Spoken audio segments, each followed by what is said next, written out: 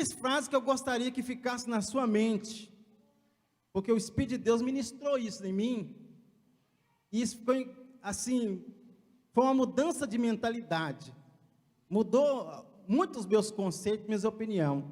Eu queria que você repetisse comigo assim, ó.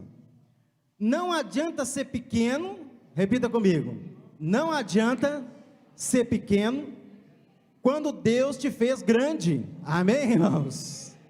Fala com o seu irmão, não adianta querer ser pequeno, se Deus te fez grande. Repita aí, ó. Não adianta querer ser pequeno, se Deus te fez grande. Outra frase interessante. Não adianta ser escravo, quando Deus te faz um príncipe. Fala com o seu irmão, não adianta querer ser escravo, se Deus te fez um príncipe. Não adianta. Amém, irmãos? Outra frase. Não adianta ser igual, quando Deus te fez para ser diferente. Fala com o seu irmão, não adianta ser igual. Deus fez você diferente. Não adianta querer ser igual, se Deus fez você diferente. Amém? Irmão, eu gostaria de introduzir esse texto, dessa palavra. Se os irmãos lerem no capítulo 12 de Gênesis, os irmãos vão ver, em Gênesis 12, que Deus escolheu um homem chamado Abraão. Esse homem era estéril, ele não tinha filhos, não podia ter filhos. E Deus faz uma promessa para esse homem: sai da tua terra, da tua parentela, da casa dos seus parentes. Vou usar essa linguagem popular para os irmãos entenderem. Sai daí, porque de ti eu vou fazer uma grande nação. Eu vou te abençoar, eu vou engrandecer o seu nome, de maneira tal. Amém, irmãos? Mas essa foi a chamada de Deus. Deus que apareceu para Abraão. Fala com o seu irmão, é Deus que se revela. Deus apareceu para ele. No capítulo 15, versículo 5 de Gênesis, Deus fala com ele: sai para fora, Abraão, olha as estrelas do céu, você pode contá-las? Você consegue contá-las? Assim vai ser a sua descendência, grande, incontável na terra. E Deus, nessa promessa, meu irmão, preste bem atenção, ao longo da história de Abraão, ao longo da história dos seus filhos, ao longo da história da nação que Deus escolheu através desse homem, a gente foi percebendo a graça de Deus, o amor de Deus sobre a vida desse povo, o cuidado de Deus sobre a vida desse povo. Fala com o seu irmão assim: olha, Deus tem cuidado de você. Mas infelizmente, irmão, infelizmente, a amizade, a convivência com as nações pagãs levou muitas vezes Deus a exortar o seu povo eleito, a sua nação eleita, a família que Deus escolheu. Essa convivência com as nações pagãs levou Deus muitas vezes a permitir que esse povo fosse cativo. Esse povo ficou 400 anos cativo no Egito. Quem está entendendo diz amém. Você que veio participar do culto. Ficou 400 anos cativo, mas essa não foi a pior. Um dos piores coisas que aconteceu na vida desse povo é quando eles foram cativos para a Babilônia. A semana passada eu falei com os irmãos sobre Jeremias. Jeremias profetizou que se Judá não se convertesse ao Senhor, não voltasse para o Senhor, eles seriam cativos dos babilônios. E eu falava com os irmãos aqui quinta-feira, que Deus em Jeremias 33:3, falou uma grande revelação. Falou para Jeremias: clama a mim e eu vou te responder coisas incríveis. Amém? Mas a verdade é que isso aconteceu. O Império Medo-Persa cresceu de uma maneira tão tremenda, ou melhor, a Babilônia primeiro, cresceu, dominando todas as nações, e eles levaram o povo de Deus cativo para a Babilônia, porque o povo de Deus, eles abandonaram o Senhor, eles começaram a buscar outras coisas. eles começaram a buscar outros deuses. E eles, como tratamento de Deus, como exortação de Deus, que Deus exorta quem Ele ama, eles foram cativos para a Babilônia. E esse, se você perguntar a um judeu hoje, qual foi o pior das crises na vida do povo de judeus, eles vão falar que antes do Holocausto, que matou 6.000 judeus, foi esse cativeiro da Babilônia. Porque Nabucodonosor dominou os judeus, mas foi um império cruel, eles eram cruel.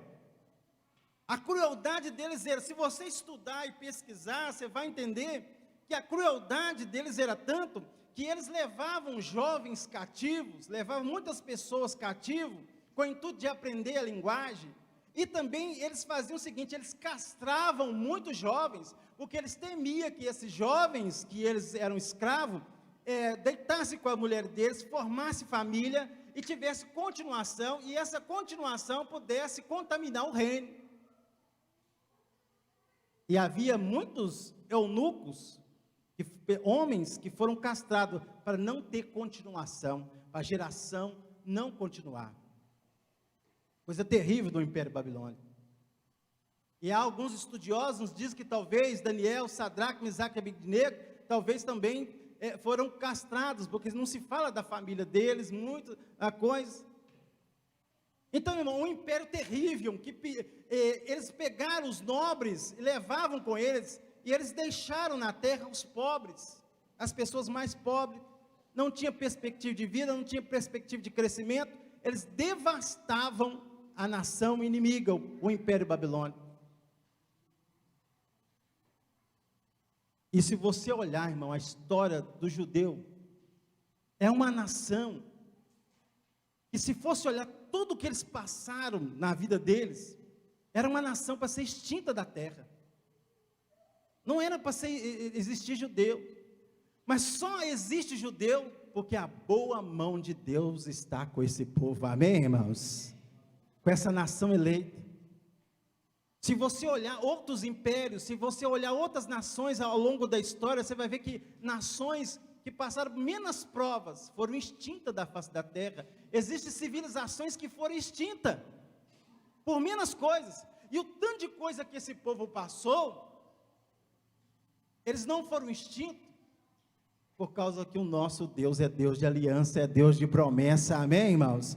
Embora Ele exorta, mas Ele também, Ele manifesta com sua graça, com seu amor. E o texto que nós lemos aqui de Esdras, a gente vê a graça de Deus sobre a vida do povo judeu, escravo na Babilônia. Aí os babilônicos perderam a força, o império Medo-Persa, que a Pérsia foi conquistando o império dos Medos também, e formou-se um governo enorme naquela época, de colisão, e eles foram e dominaram também os babilônicos.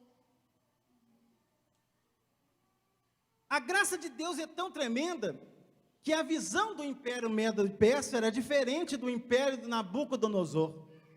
Ao invés de oprimir os cativos, o império de Ciro, o império também de Dario, de Artaxerxes, de Assuero, eles tinham uma visão diferente de governo. Por isso que é muito importante a gente saber qual é a visão do governo. Que o povo de Deus pode ser livre ou o povo de Deus pode ser oprimido. Então, o império dos Medos e Persas, eles tinham uma filosofia diferente. Nós não vamos brigar com a religião do povo. Nós vamos deixar eles viver a religião deles. Quem quiser seguir a religião deles, sirvam. A única coisa que eles preocupavam é que as pessoas deveriam pagar impostos. E eles eram muito exigentes. Eles eram muito exigentes na questão do tributo. Não, deixa eles viver a vida deles. Essa é a mentalidade do Império Medo.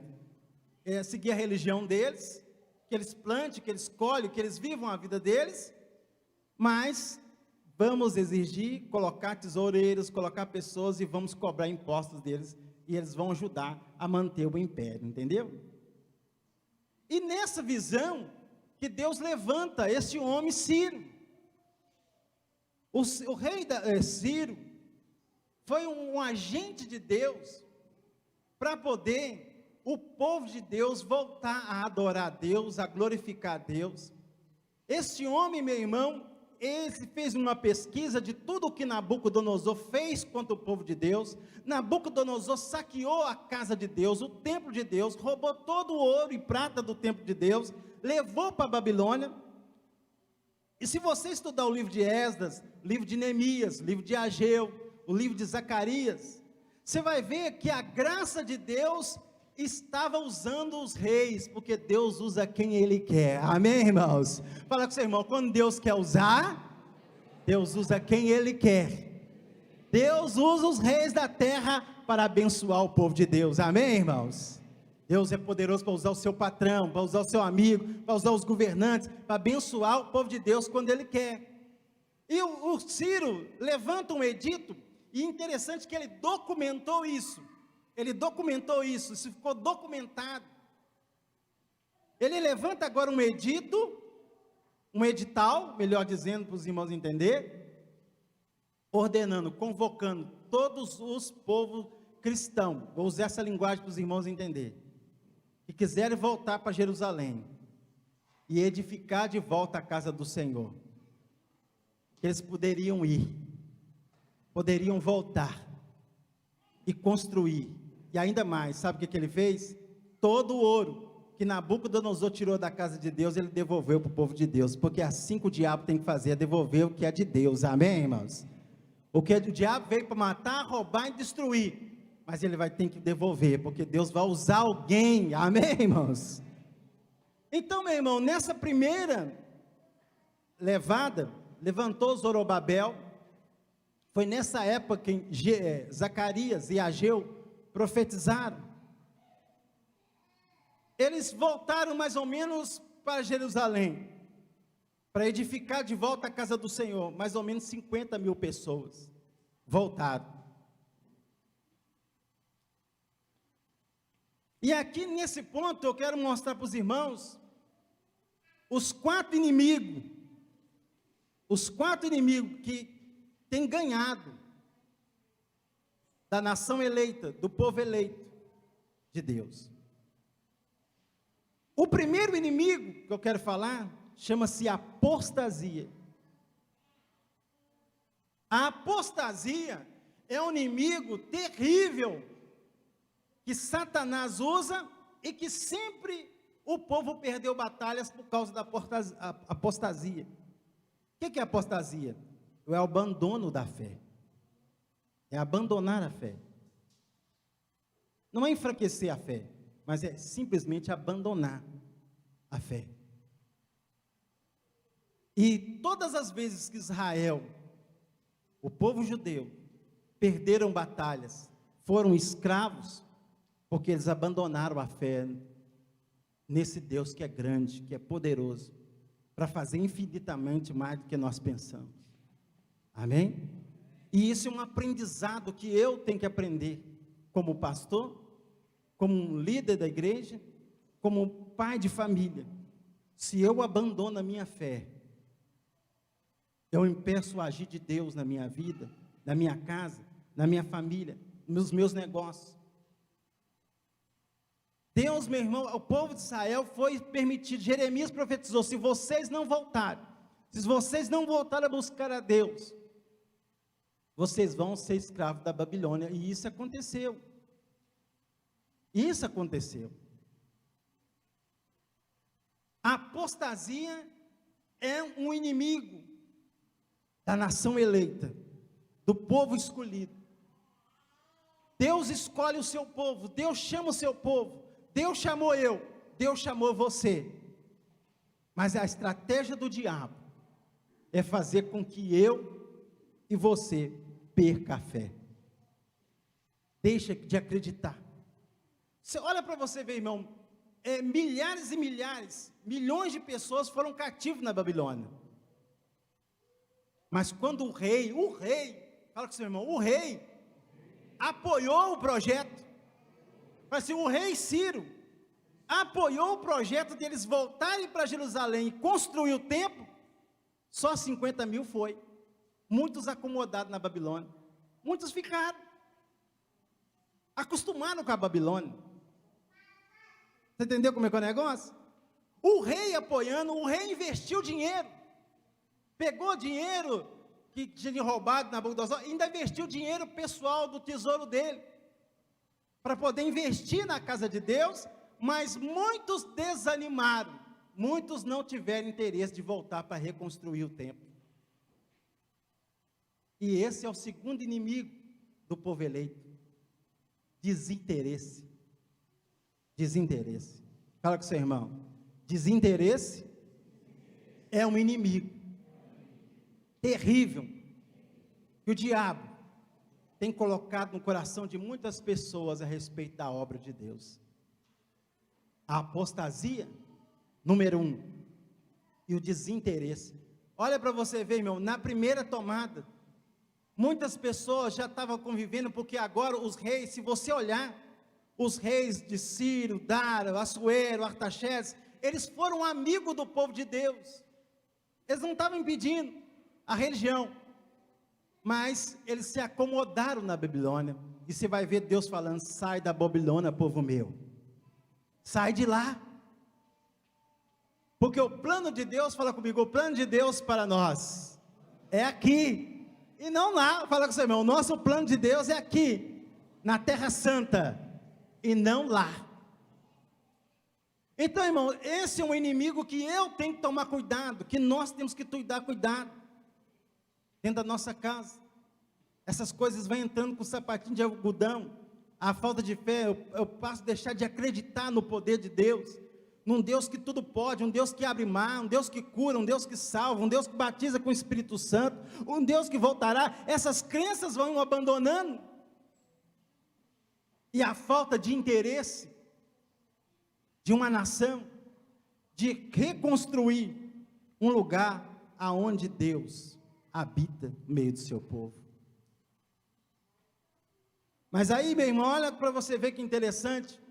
Zorobabel começaram a reconstruir, voltou 50 mil pessoas mais ou menos, no começo de Esdras, e essas pessoas começaram a reconstruir o templo. Se você ler o texto, meu irmão, interessante, eles foram trabalhando, mas os samaritanos, eles começaram a aproximar daquele povo, porque eles viram que aquele povo estava reconstruindo a cidade, e eles começaram a pensar assim: se eles reconstruir, nós vamos perder espaço. Aí você vê lá no livro no Novo Testamento, o ódio, a inimizade que havia entre os judeus e os samaritanos. O povo samaritano era um povo mestiço que ficou na terra, que ficou lá, era um povo até que acreditava em Deus, mas eles misturaram com as outras nações, e começaram a colocar na mentalidade deles: se eles edificarem a cidade, presta atenção, se eles edificarem a cidade, se eles crescerem, nós vamos perder o nosso espaço. E eles foram inimigos do povo de Deus, e eles começaram a tentar impedir o povo de Deus de crescer. Eles aproximaram do povo de Deus, dizendo: deixa nós ajudarmos a construir essa casa, nós queremos ajudar vocês. Mas o povo de Deus, através de Zorobabel, disse: não, quem vai construir a casa do Senhor somos nós. As coisas, nós é que vamos construir a casa do Senhor. Fala com o seu irmão: nós é que vamos construir a casa do Senhor. E eles, meu irmão, durante todo o reinado dos reis que apoiaram o povo de Deus, eles foram inimigos, fazendo intriga, fazendo confusão, fingindo uma falsa amizade, e por trás eles mandaram carta. Olha para você ver a carta que eles mandaram para o rei, até mesmo na época de Artaxerxes. Esse povo tem histórico de rebeldia. Olha os samaritanos mandando carta para os reis. Esse povo tem histórico de rebeldia. Se eles crescer, eles não vão pagar imposto. Eles não vão pagar imposto. e o reino vai empobrecer. E quando o rei Artaxerxes começou a pesquisar, a obra de Deus foi parada. A obra de Deus foi parada, muitas pessoas desencorajou. Esse é o terceiro inimigo do povo de Deus. Desencorajamento. Fala com o seu irmão, desencorajamento. A falta de coragem para vencer as críticas, para vencer as oposições do inimigo. Sabe, irmão? Quando você vai fazer qualquer coisa na sua vida, você não tem oposição. Mas quando você vai fazer para Deus, você tem oposição. Você vai fazer um churrasquinho lá no mundo, todo mundo tira R$50 e dá para comprar cerveja e bebida. Vai fazer na igreja para você ver. Para falar que é R$10, o pessoal, não, compra coraçãozinho, compra pé.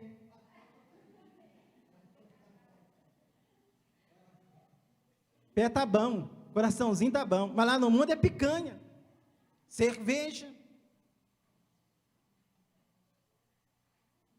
Tudo tem oposição quando você vai fazer para Deus, tudo tem dificuldade. E essas dificuldades, esses obstáculos, é para desencorajar os eleitos de Deus. Fala com os seus irmãos, as oposições, elas vêm para desencorajar você. Para você não ter coragem de lutar. Vou resumir a história por causa do tempo. 15 anos, a obra de Deus ficou parada, sem construção, por causa dos samaritanos, por causa de oposição. Foi nessa época que Ageu e Zacarias se levantou, como uma voz profética de Deus, para dizer, olha, o povo desencorajou, o povo desinteressou, e o povo começou a preocupar com suas próprias casas. Leia isso no livro de Ageu para você ver. Eles começaram a pôr coisa bonita na casa, cuidar das suas casas, fazer tudo de bom, reconstruir. E eles esqueceram da casa do Senhor. Eles abandonaram a casa do Senhor, a obra de Deus ficou parada. Quem está entendendo diz amém. Foi aí que Deus levantou essa voz profética, Zacarias e Ageu, para dizer, Deus falou na boca deles, olha, vocês estão construindo suas casas lindas e bonitas e o templo do Senhor está parado. Até que o povo de novo encorajou, o povo se levantou de novo. E aí, meu irmão, quando o rei ficou sabendo, eles começaram a construir de novo. Um governador de uma província foi lá, olhou e levou a notícia para o rei, falando o seguinte, olha, o povo está edificando de novo a casa de Deus. Eles estão construindo e já está adiantado, a obra está adiantada. Fala com o seu irmão, a obra está adiantada. Oh, maravilha! E se ele já adiantou muita coisa, a obra já adiantou muita coisa. E se eles continuar, como é que faz? Aí o rei foi pesquisar. Eu fui barrar eles, estou resumindo a história aqui, você pesquisa depois, você entender melhor. Estou usando uma linguagem bem popular para todo mundo entender. Quando eles falaram assim, olha, eles disseram para nós que o rei Ciro autorizou isso e documentou isso, que eles podiam construir a casa do Senhor. Aí quando Artaxerxes foi pesquisar na tesouraria, achou um rolo, escrito o que Ciro deixou decretado. E deixou que ele estava construindo a casa de Deus por causa do temor ao Deus daquele povo. E aí Artaxerxes, foi nessa época que Neemias se levantou. Neemias ficou na segunda, ele não foi na primeira levada, mas ele fez uma coisa, ele aplicou o seu coração em estudar a palavra de Deus, em pesquisar a palavra, ele se tornou um escriba, um homem versado na palavra, e posterior agora, ele recebeu carta do rei Artaxerxes, para voltar, e segundo os judeus, depois de Moisés, Esdras foi um grande reformador da lei de Deus, porque enquanto Zorobabel procurou em construir o templo, Esdras procurou ensinar corretamente o povo de Deus a palavra de Deus, as leis, os costumes judaicos, porque eles foram cativos e eles foram perdendo os costumes. Fala com seu irmão, eles foram perdendo os costumes. as doutrinas, e aí levantou Esdras para poder, com voz profética, com ensinamento, com a profundidade, para ensinar o povo de novo a lei do Senhor. E uma coisa interessante, irmão, que se você pesquisar, os inimigos também podem ser internos. Aqueles mais velhos, levitas, aqueles mais velhos, pais de família, quando viu, por exemplo, Zorobabel construir o templo, que o templo era menor do que o templo de Salomão, eles começaram a chorar de decepção, frustração. Enquanto que os jovens estavam se alegrando, cantando, adorando a Deus. Lê isso, está tudo isso que eu falo com você, está no livro de Esdras. Enquanto os jovens estavam se alegrando, muito dos mais velhos estavam tristes, porque a casa de Deus não era do tamanho de antigamente. E eles começaram a desmotivar os jovens, estavam chegando, motivados, a construir, a ir para frente. Eles, com a tristeza deles, com a depressão deles, eles começaram a desmotivar, achando que a glória do passado que era boa, e não a glória de hoje. Irmão, não importa o tamanho do tempo, Deus é o mesmo, amém, irmãos? É o mesmo ontem, hoje, permanece para sempre. Não é importante o tamanho do tempo, mas é importante a glória de Deus no templo, amém, irmãos?